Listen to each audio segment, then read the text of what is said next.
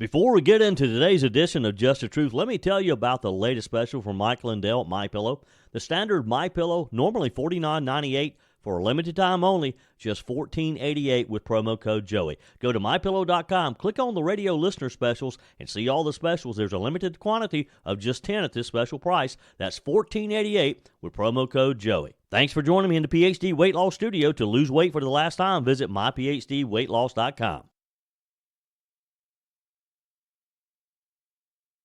The Trump administration has officially begun transferring detained illegal migrants from the U.S. to Guantanamo Bay, with the first flights starting early yesterday.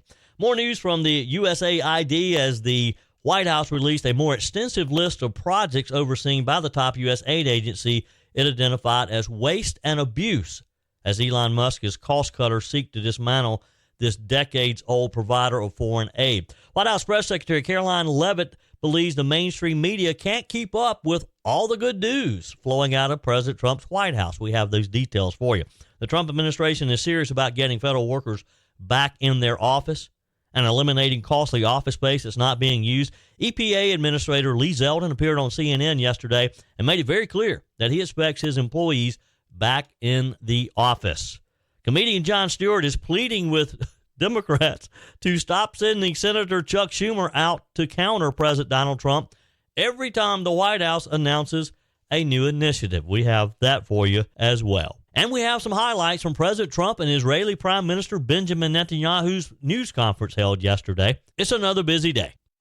I told you we'd be back. And ye shall know the truth, and the truth shall make you free. It's Joey Hudson. I wanted to name it the Joey Hudson bill, but, they don't allow you to put names on bills. But I wanted to call it the Joey Hudson bill because I know that one's been near and dear to you for a number of years. That's how it's done. Let your voice be heard. And the truth shall set you free. Here's Joey Hudson. The Trump administration announced yesterday that they have begun transferring detained illegal migrants from the U.S. to Guantanamo Bay. White House Press Secretary Karoline Leavitt confirmed to reporters. This, of course, follows President Trump's directive to prepare the military base to house up to 30,000, quote, criminal illegal aliens. Leavitt stated, I can also confirm that today the first flights from the United States to Guantanamo Bay with illegal migrants are underway. The announcement marks a significant shift in the administration's handling of illegal immigration, reinforcing Trump's commitment to removing criminal migrants from American communities. The first flights departed from Fort Bliss and other military installations, we're told. Pentagon officials confirmed that one aircraft carried approximately a dozen migrants. Additional flights are expected, and reports indicate that at least one more flight left the U.S. Yesterday afternoon. Detainees are being housed separately from the 15 high-profile terrorism suspects that are already at the facility that have been there for a while, including 9/11 mastermind Khalid Sheikh Mohammed. Currently, the base has facilities to accommodate around 144 migrants, which, not a lot. But security and logistical constraints prevent full utilization at this stage, according to the Pentagon. About 150 Marines have been deployed to Naval Station Guantanamo Bay to oversee the operations, constructing temporary accommodations like tents and latrines and showers. The infrastructure required to house the full 30,000 detainees that Trump and Defense Secretary Pete Hegseth envisioned is still under development, as plans are being made on exactly what will have to be done to the facility to accommodate the 30,000. HHS Secretary Kristi Noem yesterday appeared on Life, Liberty, and Levin, and Mark Levin asked about the capacity of Guitmo and the plan for increasing that. Well, that's a facility right now that is holding illegal aliens and criminals, and it is holding those that are the worst of the worst today. We're going to expand the capacity, though. It could expand up to 30,000 people, and we will use that for those individuals that need to be prosecuted for violent crimes, rapes, murders, assaults, and held accountable, and then get them out of this country. So it's a good solution for us, and that can be stood up quite quickly. I'm hoping to get there real soon to oversee that building of the facility and make sure that we have the resources we need to detain these individuals and get our country back. So that's one of the reasons we'll be hitting Capitol Hill here a lot, asking for that reconciliation bill. We cannot do what President Trump has promised the American people unless we have the resources to do it. And it's not just building detention centers and prosecuting those who are already on our streets. We need to make sure we fix our legal immigration system too, so that we have more immigration courts. We can do the processing faster, and judges that will be doing their work, and make sure that this country really does work for the American people again, and that we continue to be a nation of immigrants, but legal immigrants, not those who do us harm. And as we talked about yesterday, as part of the broader enforcement strategy of the Trump administration, they've secured agreements with several nations for repatriation of their citizens. The White House said that El Salvador has agreed to accept deported individuals, including criminals from other nations passing through the country. Venezuela and Colombia have similarly pledged to cooperate in the efforts as well. Meanwhile, Cuban President Miguel Diaz-Canel strongly condemned the U.S. for transferring illegals to Guantanamo Bay. In a post on X, he described the move as an act of brutality, accusing the U.S. of imprisoning thousands of migrants in an illegally occupied territory alongside suspected terrorists. Well, maybe we just send them straight to Cuba.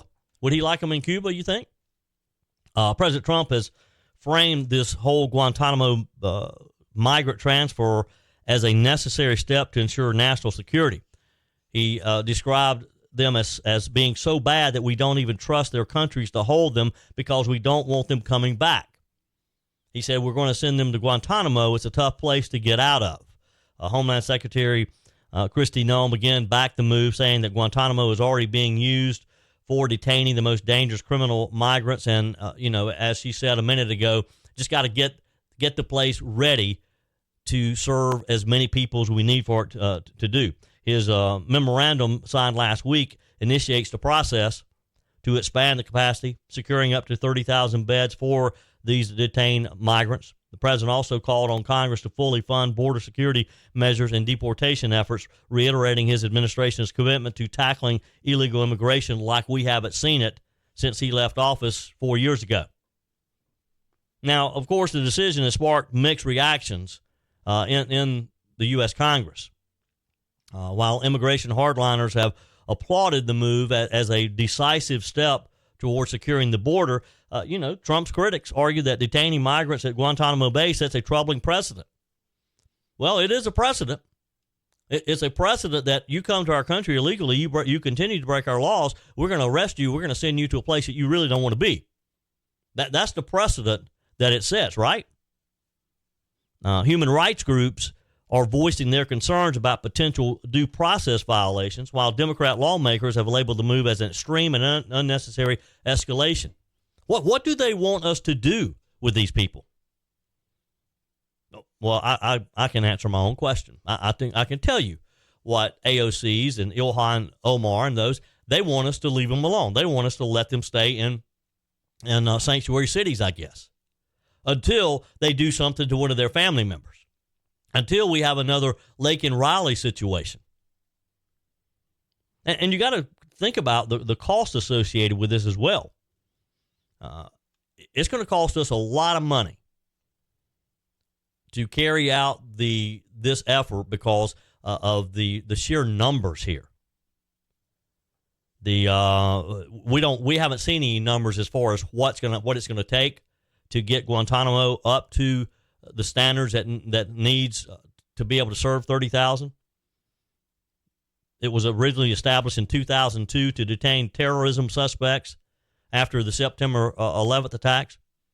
Guantanamo Bay has been a focal point of legal and ethical debates for years. Some of the leftist Democrats, they don't even think we should have terrorists over there.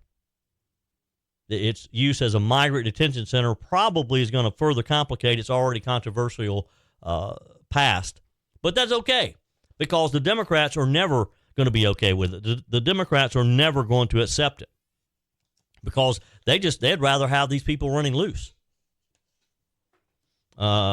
This decision has a lot of people talking about a lot of different things and how this should be carried out. Look, I like the idea of these other countries, just shipping them down to them. I like the idea of us paying the other countries to take them. Just get them out of our out of our hands altogether. With, of course, with some types of safety, some type of overlook there, so that we know that they really keep them, that they don't just turn them loose. As the Trump administration moves forward with the tough immigration enforcement strategy, the situation at Guantanamo Bay is probably going to just evolve with time. Because, look, we're just at the beginning of this. 30,000 will probably just be a tip of the iceberg when it comes to the number of people we'll need to serve. The thing is, where we put these illegals is a good problem to have, because at least we're now apprehending them and they're not running loose in our communities. There's a lot of talk about making America great again, and it begins with making America healthy again. Dr. Ashley Lucas and her team at PhD Weight Loss are at the forefront to educate and guide you to be your best self. The millions being spent in propping up Big Pharma are astounding, only to create long-term dependency and harmful side effects. Let's take a natural approach that isn't connected to a pharmaceutical company's bottom line. The coaches at PhD Weight Loss will show you how. The entire program is centered around science and nutrition, a proven roadmap that has helped over 8,000 clients lose over 331,000 pounds. You'll learn what to eat and when, how to quiet cravings, and finally get rid of that belly fat. Plus, you'll never take a medication. How many pounds would you like to lose in 2025? Do it the natural way with PhD Weight Loss, here to lead the charge to make America healthy again. Call PhD Weight Loss and schedule your consultation. 864-644-1900. That's 864-644-1900, or go to myphdweightloss.com. Environmental Protection Agency Administrator Lee Zeldin appeared on CNN with host Phil Mattingly yesterday. Talked about how a brief that he just recently received, when asked about the employees working in the office versus the amount of space they have, and he said he was kind of shocked that as few as 5% of EPA employees showed up to the office on Mondays and Fridays. 5%.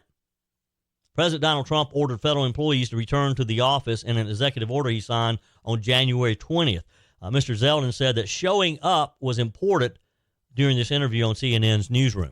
Coming over the top of, from the last administration, very different policy priorities from the last administration. How do you see this playing out?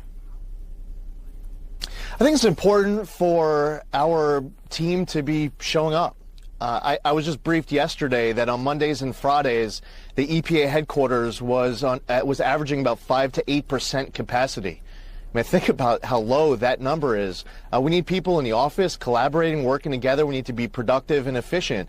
As far as ramping up efforts on the ground, right now in Los Angeles, EPA has just launched what is the largest wildfire cleanup in the history of the EPA. As of today, the last number that I got, we have over 1,100 people in the field cleaning up hazardous materials. We're still finishing up in Western North Carolina. But I think it's very important, Phil, that we have our team here in headquarters and in the regions showing up, working hard, and making the American public proud. Well, you know, that is a basic, is just to show up to your office. That's a good starting point, isn't it? Don't get me started on this one. I mean, I just can't imagine companies allowing employees not to come to the office. And the federal government, and I'm going to share with you a little bit later some numbers from Senator Joni Ernst. Evidently, she's been on this subject, this issue, for quite a while now. And it's scary how many federal workers we allow to stay home. It's a good job, I guess, if you can get it.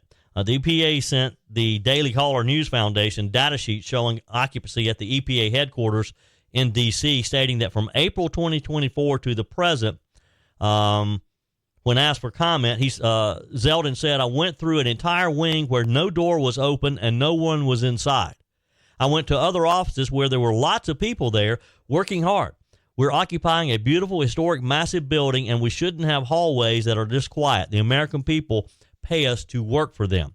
Mr. Zeldin was asked about a recent letter sent to short-term employees of the EPA, making it clear that there's going to be a cut in federal employees, and the EPA is not immune.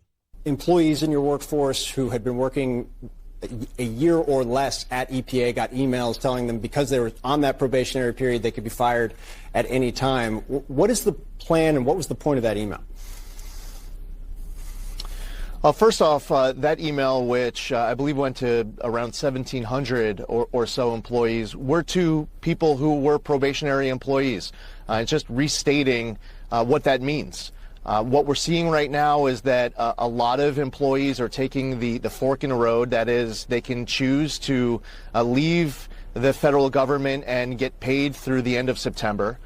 We just instituted a voluntary early retirement opportunity for people, which is being warmly received from a number of employees who are looking for that option. And it's important for us to just be efficient and productive. We have core statutory requirements that are in law that EPA needs to do exceptionally. It's important that we're able to execute on our mission, which is protecting human health and the environment. And as I laid out this morning in announcing an initiative to power the Great American Comeback, I think it's important that while executing that first pillar of pursuing clean, safe, healthy air, land, water, that we are looking at what's in our jurisdiction to help unleash energy dominance, to make America the AI capital of the world, to have permitting reform, and to bring back American auto jobs. And that's just a sample of some of what we could do to be part of a solution, because the American public spoke last November that they have great concern over economic issues to be able to pursue their American dream, and that's something we're sensitive to. It still just amazes me that federal workers think they don't have to show up. Now, I'm sure they claim that they're working from home, but who is as effective at home as they are from at their office? There are a few positions, I understand that, but in most cases, you need to be in your office so your manager can see what you're doing. The Trump administration has eyed lots of ways to try to reduce federal office space in Washington, D.C. We're paying a lot of money every month for a lot of empty buildings. It's costing millions of taxpayer dollars to keep these buildings open and operational, despite the scarce number of in-person federal workers occupying some of the buildings on a daily basis. So something's got to change. We either have to decide we're not going to allow people to work from home and get rid of the buildings, or make them go to the buildings. That's part of their contract, part of getting their check. You show up, you get paid. That's it. Rather than just direct depositing checks, maybe go back to the old school method, have their checks on Friday for them to pick up. That'll get them to the office, won't it?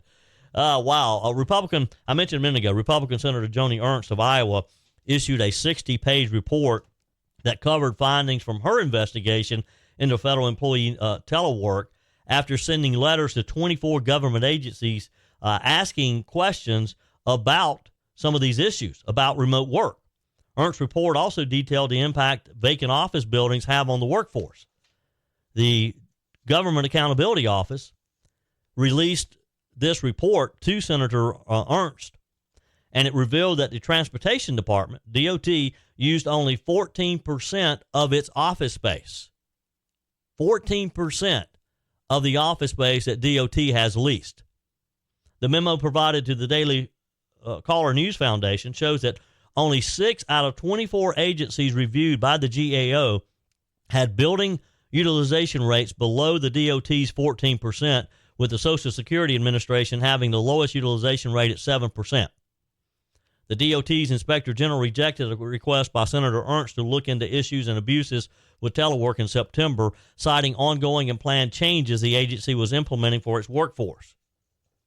How do you refuse not to give information to a U.S. Senator? You go through, and I looked at this report, and it's pretty bad. It's pretty bad when you have these huge agencies. The report says that no agency listed in the memo used more than 49% of their building space. So 49% was the largest. That was the top of all of these 24 agencies. Wow. That's why our federal government is about to get an overhaul. Your comments are welcome on the Furman Ford text line, 864-477-JOEY. That's 864-477-5639. Emails always welcome, joey@joeyhudson.com. Speaking of the Furman Ford text line, it's never been more important to support locally run businesses owned by people who actually live here in the upstate. Let me take a minute to talk with you about our friends at Furman Ford. If you're looking for a new vehicle, maybe a great pre-owned vehicle, one you can trust, or maybe you're looking to order that special vehicle. Either way, if you want a new one, a brand new one, or a pre-owned that you can trust, the folks at Furman Ford, they're there to help you. Their name is on the sign because their name is on the line, because every single transaction is important to them. Jim Furman, Matthew Furman. They do business the right way. When you stop by, when you give them a call, or maybe when you just send them a quick email, you're always going to have access to a member of the Furman Ford family. And by the way, they also offer great service, and you're not going to have to wait weeks and weeks to get it done. And you do not have had to purchase your vehicle at Furman Ford. Doesn't even have to be a Ford. They service all makes and models. Visit my friends at Furman Ford online at furmanford.com, furmanford.com. Let me give you a quick update on the airplane crash last week in Washington, D.C. Officials say that as of yesterday, all 67 victims of the American Airlines flight and the U.S. Army Black Hawk have been recovered from the Potomac River. Of those, 66 bodies have been positively identified, marking a significant step in bringing closure to these grieving families and the nation, but for these families particularly. The collision, of course, involved the Sikorsky UH-60 Black Hawk helicopter, the American Airlines Bombardier CRJ-700. They recovered victims, including the 60 passengers and 4 crew members, and, of course, the 3 crew members aboard the Black Hawk. Investigators have been working at the crash site since the incident, with preliminary data from the flight data recorder indicating that the commercial jet was struck at an altitude of about 325 feet. National Transportation Safety Board member Todd Inman confirmed that a slight change in pitch was recorded just before impact, suggesting that the plane may have attempted to pull up. However, discrepancies remain between air traffic control data and the onboard recordings, with further analysis needed to finalize the exact altitude and to find out for sure if the helicopter was where it was supposed to be. This is going to be an ongoing investigation. Officials are awaiting additional data from the Black Hawk's flight recorder. Military and government helicopters frequently operate in the area. They make it a well-traveled route for aviation up and down that river. Officials warn that determining the precise cause of the collision may take some time as they analyze all the available information. So, but again, I'm so happy for these families that they are able to get their loved one back and do a proper burial for sure. The White House this week released a list of projects overseen by the top U.S. aid agency that's been in the news so much the last few days, USAID or USAID, or, I'd love to know how you are supposed to pronounce this. If you know, text me or email me, joey@joeyhudson.com, because I've heard it multiple different ways. U.S. Senator John Kennedy says USAID. Others say USAID. Others say USAID. So it's being identified differently. So I'm going to stick with how John Kennedy says it, USAID. But send me a quick note. And do you agree? You've heard it multiple ways. Of course, Elon Musk and his group of cost cutters are trying to potentially dismantle this agency along with others. Musk is considered a, quote, special government employee. Karoline Leavitt, the White House press secretary, said that that Musk oversees this newly created DOGE, and despite its title, DOGE is not a government agency, she explained, but has been tasked by the White House's executive office with dismantling top spending initiatives. And the billionaire's most recent target, of course, has been this U.S. Agency for International Development, USAID, or USAID. The White House said, for decades, the United States Agency for International Development has been unaccountable to taxpayers as it funnels massive sums of money to the ridiculous and, in many cases, malicious pet projects of entrenched bureaucrats with next to no oversight. According to the list that was released by the White House, USAID allocated millions of dollars for programs which the Trump administration considers controversial and that frequently involve diversity, equity, and inclusion, that they're pet DEI projects that were launched during the Biden administration. You know, one thing we're going to get into eventually, and I just don't have the answers today, but who comes up with the ideas of spending money on some of these things that we're seeing? I mean, how does that work, I wonder? Does a member of Congress request it? I mean, or do these people in this agency just go out looking for ways to spend our money? At the top of the list was a $1.5 million program slated to advance diversity, equity, and inclusion in Serbia's workplaces and business communities, and a $70,000 program for a DEI musical in Ireland. You heard me right. A $1.5 million DEI program for Serbia's workplace and business communities. Now, what business do we have in Serbia and promoting DEI in Serbia businesses? And who came up with this idea? See, this is, I would love for someone just to focus on this single one and go back and get a complete history. Who came up with the idea to send Serbia workplaces and business communities $1.5 million of my money, of my taxpayer dollars? How did that come about? Wouldn't you love to know? Wouldn't you love to know how what bright young bureaucrat came up with this idea? Other initiatives supported LGBTQ programs were also flagged as an appropriate use of taxpayer funds, including a $47,000 check for a transgender opera in Colombia, South America, a $32,000 for a transgender comic book, $32,000 for a transgender comic book. White House referenced reports about these programs by the Daily Mail, the Daily Caller, News Foundation, and other outlets. Now, you know, we'll have to wait on a final report. These are some of the initial ones out there. But look, for the billions of dollars they spent, there's going to be a lot of these crazy programs that we're going to have to review.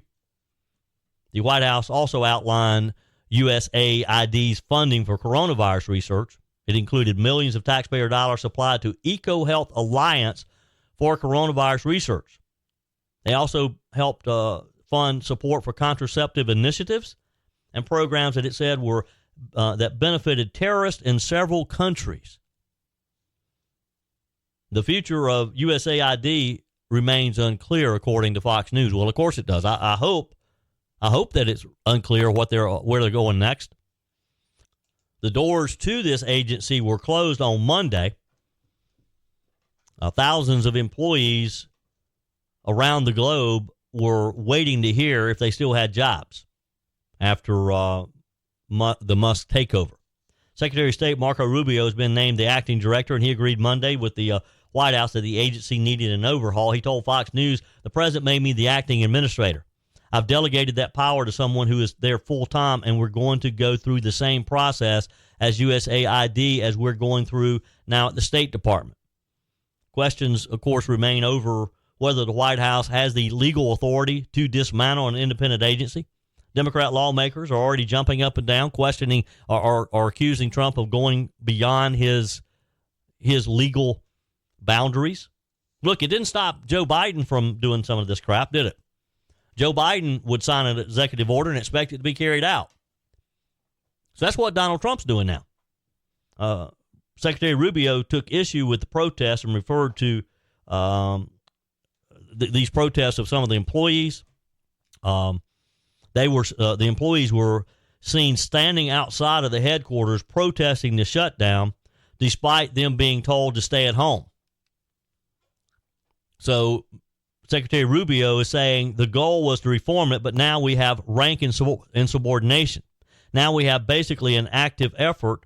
Their basic attitude is we don't work for anyone. We work for ourselves. No agency of the government can tell us what to do. Well, I think they're about to find out that they actually do work for someone. They work for Donald Trump. And he's about to tell them, you're fired. They're about to hear those words. But again, this is the tip of the iceberg. So some of the things that are being outlined, there's a great meme that's being circulated. If you follow me on Facebook, for example, you may see it. If you don't follow me, be sure and find me. Just go to Facebook, look for Joey Hudson, like and comment. But there's this meme that's being circulated. I have it on my Facebook page. It says the same people terrified of Doge wanted to hire 80,000 additional IRS agents to audit you. And it's right. I mean, those Democrats who are jumping up and down crying that Doge is overstepping its bounds, they're the ones who wanted all these extra IRS agents to look over my tax return, to look over your tax return. But this is just the beginning of it. I mean, agencies so far, and Doge, you can, if you follow Doge on X, you can see this because they're posting about every day. So far, a total of 104 contracts were eliminated across 30 federal bodies with a ceiling value of agreements calculated at $1.2 billion. Now, $1.2 billion is a lot of money. It's not a lot of money when you compare it to our overall budget. But still, $1.2 billion in waste, and the Trump administration has been there for about 2 weeks. That's a pretty good start. And that's what has the Democrats terrified. The agencies that saw the greatest savings from some of the cuts are the Office of Personnel Management at nearly $500 million. Of course, the $228 million at USAID. The Department of Agriculture saw $110 million in cuts on this list, and climbing. President Trump has ordered the Office of Management and Budget to coordinate with the termination of all discriminatory programs, including illegal DEI and diversity, equity, inclusion, and accessibility mandates, policies, programs, preferences, and activities in the federal government under whatever name they may appear. Because they're getting pretty creative. They're starting to change the names of some of these agencies. They're starting to, even some of the leaders are changing their titles so that they don't appear to be a DEI hire. I don't think it's going to work. I think Elon Musk is going to sniff that one out real quick. President Donald Trump, during a press conference yesterday evening after meeting with Israeli Prime Minister Benjamin Netanyahu, said that the U.S. will take over the Gaza Strip, level it, and rebuild the area. The U.S. will take over the Gaza Strip, and we will do a job with it, too. We'll own it and be responsible for dismantling all of the dangerous unexploded bombs and other weapons on the site, level the site and get rid of the destroyed buildings, level it out, create an economic development that will supply unlimited numbers of jobs and housing for the people of the area. Do a real job, do something different. Just can't go back. If you go back, it's going to end up the same way it has for 100 years. Prime Minister Netanyahu is the first world leader to actually meet with Trump at the White House during his second administration. When asked about taking over the Gaza Strip, Trump said he could see the U.S. in a, quote, long-term ownership position of the piece of land, which would likely bring stability to the Middle East. He said, I see it bringing great stability to that part of the Middle East and maybe the entire Middle East. And everybody I've spoken to, this was not a decision made lightly, he said. Everybody I've spoken to loves the idea of the U.S. owning that piece of land. What do you think? Is this the right move for the U.S. to take over that controversial strip of property that has caused so much anguish, so much fighting over these years? Text me, email me, joey@joeyhudson.com. The two world leaders discussed the current ceasefire deal between Israel and Hamas and its future. They talked about Iran's grip on the Middle East and resettling Gaza residents in other nations. Trump said that the Gaza Strip has become a symbol of death and destruction for so many decades and so bad for the people anywhere near it, which takes me back to my question a minute ago. Can we do it? Or are we getting into something that's going to be a lot tougher than we think? Trump said it should not go through a process of rebuilding occupation by the same people that have really stood there and fought for it and lived there and died there and lived a miserable existence there, he said. Prime Minister Netanyahu praised President Trump's tenacity and his ability to, quote, think outside of the box during his comments to the press. The Israeli leader continued that his nation's victory will also be a win for America, saying Israel's victory will be America's victory. So we'll see. That's quite the announcement for sure, that the U.S. is going to take over that strip of land that has seen so much death, so much destruction. And it's going to be an expensive proposition. It's going to cost a lot of money. I'm sure Donald Trump has a plan. If there's anything he knows about, it's redeveloping, rebuilding an area. So we'll see. White House Press Secretary Karoline Leavitt got some attention this week during one of her news conferences when she said that the mainstream media is struggling to keep up with all the good news. With all the good news coming from the Trump administration. She was on with Sean Hannity, and Ms. Leavitt praised Trump's rapid action in signing executive orders, fulfilling campaign promises while frustrating the political left at the same time. Ms. Leavitt emphasized that President Trump's ability to deliver on promises and to speak the truth makes her job easy as press secretary. She pointed to several international victories, including recent policy concessions from Canada, from Mexico, Panama, Denmark, Colombia, Venezuela, as well as the administration's successful military action against ISIS terrorists, achievements she claimed were underreported by the mainstream media. Here's Ms. Leavitt with Sean Hannity. That's right. There is so much good news, so much winning out of the Trump White House right now that the mainstream legacy media can't keep up with it, because President Trump is signing executive order after executive order, delivering on promise after promise, and implementing fundamental change of our bloated bureaucracy and our corrupt government here in Washington, D.C. He was given a once-in-a-generation mandate by the American people to govern and to fundamentally transform Washington, and that's exactly what he is doing. And we finally, after 4 years of chaos and mayhem and apologizing for America, have a president again in the Oval Office who is standing up for America. And this is what it looks like when you have a leader of our great nation who uses the leverage of the United States, who understands that since our nation's founding, we have been viewed as that shining light on the hill. We have been viewed, rightfully so, as the best, proudest country in the world. And President Trump is not afraid to say that or to use that for the American people's benefit. And that's why you have seen so many countries around the world in just the matter of 2 weeks cave to President Trump's demands. In the past 24 hours, you have Canada and Mexico agreeing to help secure our southern and northern borders. And these tariffs that President Trump threatened to impose on both Canada and Mexico, and they were sign, seal, deliver, I may add, those were retaliatory tariffs for the last 4 years of treatment by Canada and Mexico of our nation. They have allowed an unprecedented wave of illegal deadly drugs and illegal criminals on our territorial borders. And President Trump said enough is enough. He is standing up for the American people. Too many lives have been lost at the hands of illegal migrants and Chinese fentanyl flowing through our nation's borders. And he got Canada and Mexico to step up to the plate to surge resources and personnel to our territorial borders. And America and the American people will be safer because of it.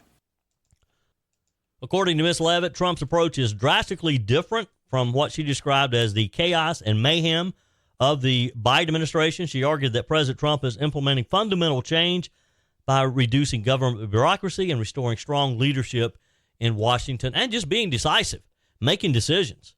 She also highlighted Trump's use of U.S. leverage to benefit Americans, calling him a leader who understands the country's historic role as a global force for good. As President Trump continues to sign executive orders and enact reforms, Ms. Leavitt predicted more policy victories, adding that the media's inability to cover all of them reflects the administration's success in delivering rapid and meaningful change. And she is right on that for sure. Comedian Jon Stewart, he comes up with some good ones. I mean, that's why he's paid millions of dollars to tell jokes. He's been critical of Senate Minority Leader Chuck Schumer. And this week he said that Schumer, in responding to President Trump's proposed tariffs, he ridiculed Schumer for explaining the impact by holding up a can of Corona beer and an avocado. I don't know if you happen to see Schumer doing that, but Stewart called Schumer's reaction ineffective, mocking his delivery and lack of media savvy, then when responding to one of the most, what he called, savvy presidential media manipulators in history. Here's Jon Stewart. It's going to affect beer, okay? Most of it, Corona here, comes from Mexico. It's going to affect your guac, because what is guacamole made of? Avocados.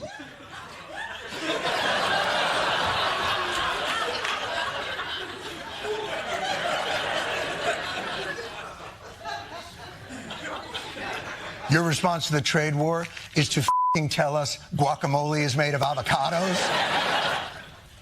Democrats, can you please stop trotting Schumer out there every time Trump traverses into the unreal?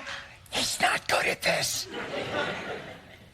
What is the decision-making process here? Hey, who should we get out there to effectively battle one of the most savvy presidential media manipulators in history? Oh, I don't know. How about Schumer? He's uninteresting, but at least he's monotone.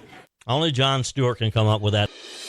That's it for today's edition of Just the Truth. Thanks for joining me in the PhD Weight Loss Studios. To lose weight for the last time, visit myphdweightloss.com. If you haven't joined my mailing list yet, visit my website, joeyhudson.com. Click on the Connect with Joey button so that you can receive our emails and the most up-to-date news. Also, join me on my YouTube channel. Be sure and like, comment, and subscribe. Just search for Joey Hudson. As always, thanks for spending a few minutes of your day with me. Do me a favor and forward this episode to a few friends. Just click on the share button and send to your contacts. We need to build an army of conservatives to win our country back, and we can do that by continuing to share the truth with our friends and family. Keep those comments coming via the Furman Ford text line 864-477-JOEY. Email to joey@joeyhudson.com, and I love your messages on the MyPillow message line. Again, that's 864-477-JOEY, 864-477-5639. Be sure and take advantage of the MyPillow special, just $14.88 on the standard MyPillows when you use promo code Joey. Order online at mypillow.com or call 800-893-4053. We're back again tomorrow and hope you'll plan to join us. Until then, remember, God's got this. He's still in control.